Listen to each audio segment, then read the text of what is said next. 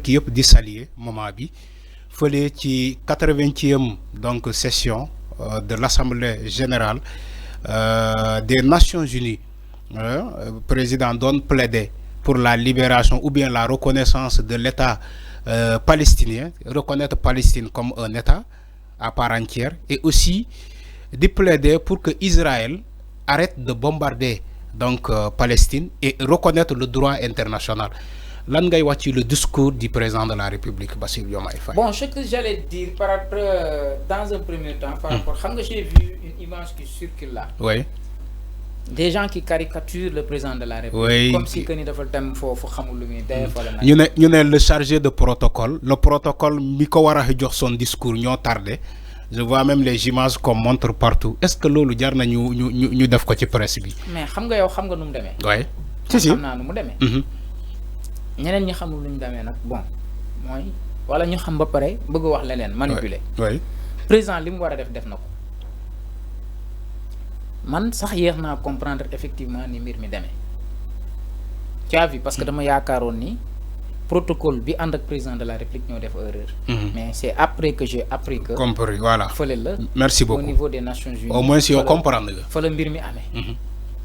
Parce que gars yi xamal nañu ni protocole bi moom boo demee ba Nations Unies. yow sa protocole moom day taxawee. les protocole Nations Unies nag. ñoo def erreur te ñoom nag après rectifier nañ le tir. Kon le président de la République n'a rien fait. Le protocole n'a rien fait. Ñee ñoo def erreur te rectifier nañ le tir. Maintenant nag le président de la République. Bon def na ci tribune bu Nations Unies. Un discours pointu, un discours de haute facture, un discours de haute dimension, un discours véritablement légendaire. Lu tax ma ni un discours légendaire parce que ci bërëb bu mu ko waxee. Mooy bërëb bi gën a propice bu gën a idéal pour que ces discours-là soient prononcés foofu parce que quand on parle de Nations Unies suñu xel yëpp dafay dem ci ay droits humains dafay dem ci le droit international dafay dem ci jàmm kon le président de la République a choisi l'endroit idéal pour véritablement tenir un discours qui a convaincu le monde entier parce que après il a reçu beaucoup de félicitations. Bien sûr. Et encouragements.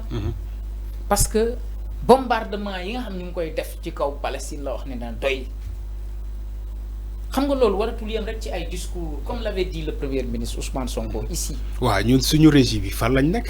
Est-ce que yaa ngi dégg. Tu as vu. Comme ni ko président de la premier ministre Ousmane Sonko waxee woon. Affaire yi dafa war a dépasser le cadre oui. Le cadre littéraire dem ci cadre scientifique on doit poser des actes à travers véritablement un rassemblement des pays yi nga xamante ni ñu ngi condamner ce qui se passe actuellement entre l'Israël et Palestine.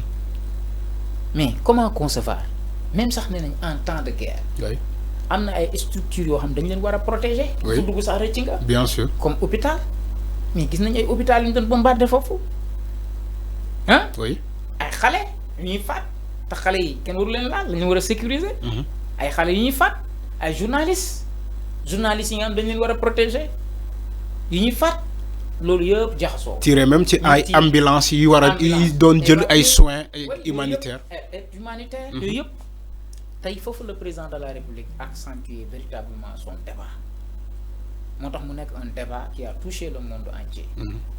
Kon on ne fait que féliciter le président de la République vraiment par rapport au débat tellement élevé bi nga xamante ni tey prononcé na ko devant le monde entier parce que ku ne Nations Unies tey ci 80e anniversaire bi assemblée générale bi tey mën naa ni àdduna bi yëpp fa teew. Au moins xam nañu léegi position Sénégal par rapport à ça. Non xam nañ ko te et puis premier ministre wax na ko fii. bi fi ambassade Palestine bi ñëwee fii. am na benn ndaje bu amoon fii defe naa mooy bi ñu doon waajal. ñu doon waajal xaw ma lan naufrage Joola bi. si jamono yooyu. loolu Ousmane Sonko waxoon na ko. Tu as vu. Donc kon nag jàpp naa ni discours bu am niveau la. Discours de haute facture par rapport à l'autonomisation des femmes aussi il a abordé cette question là. Parce que defe naa ni sax loolu moo doon sujet bi gënoon kii. parce que jigéen ñi tey waruñu leen reléguer au second plan. Ouais. La société a besoin des femmes par rapport à certains niveaux de responsabilité. Tu as vu. te loolu nag nee na dafay coïncider avec la vision Sénégal 2050. Ok. donc tey amul benn société boo xamante ni dina développer te jëlul femmes yi ak ndaw ñi dooleel leen ci yenn structures yi loolu ça c'est une réalité indéniable et ce sont des engagements internationaux que le président de la République est en train de réaliser. Pourquoi réaliser? Parce que tey au sein de l'outil gouvernemental, tu as vu, il y a des femmes à certains niveaux de responsabilité. Le ministre de la Justice sénégalaise, c'est une femme. Yacine, le ministre de la famille. Nandjé, Maïmouna Dièye. Récemment, il y a une femme ministre, vous nommée, Kon, ça coïncide véritablement avec la formation du nouveau gouvernement sénégalais. En tout cas, ce qui est sûr et certain, bon, on félicite le président de la République par rapport à son discours. Discours où défi, on le défend. Légui Macky Sall rapidement ñu jéxalé 30 secondes. Macky Sall il annonce la publication de son livre et il dit aux Sénégalais il revient pour prendre la parole 28 je crois le 28 septembre bi di ñëw je crois Macky dina wax 28 septembre bi ni dina wax lan ngay xaar ci Macky Sall aujourd'hui qui a pris un élan comme quoi que il veut être l'avocat de l'Afrique lan ngay wax ci lolu Seigne bon xam nga Macky Sall lii muy def da koo tal loo talul doo ko def bu ko tal woon du ko def. tànk daal da nga yaakaar ne dafa am jot. waaw da koo tal xamul ndax man da koo tal. tànk amul benn dossier bu ñu yëkkati ci moom mënoo ne lii du ko def wala warta ko def.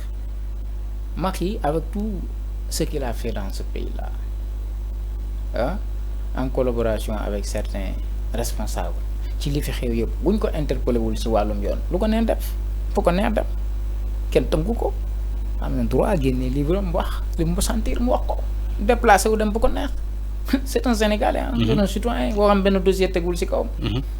al na dama jàpp ni Macky Sall waroon nañ jug ci ay mbiram bu yàgg waroon nañ ko interpellé.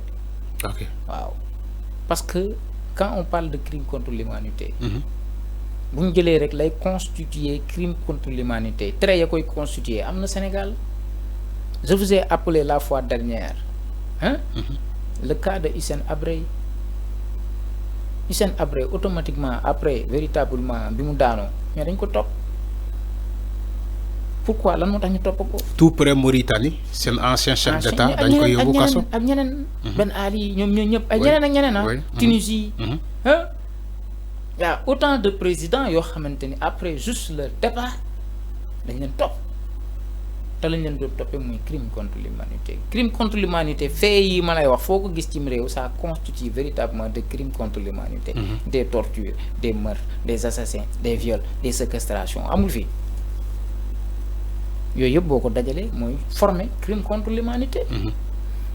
Hissène Habré après juste son départ là lañ découvrir des charniers 40 000 charniers ay nit yu ñu faat suul leen ci ay fosses communes lañu découvrir ay disparition ay prisons secrètes ñu doon jàpp di torturer ay nit des polices privées c'est ce qu'on a découvert après fii nag gis nañ fi lu ne maintenant boo leen ko interpellé wul nag ñu ko bàyyi mu dox ay activité am moo tax man la li muy def da koo tal bu ko talu woon du ko def di ko jaajëfal Serigne di leen jaajëfal yéen aussi doon suivre émission bi le Midi Info jaajëfal téléspectateurs yi ñu doon suivre partout vous étiez nombreux à nous suivre macha allah maa ngi leen di jaajëfal di leen aussi ne gàcce nga la ma Serigne yow moom.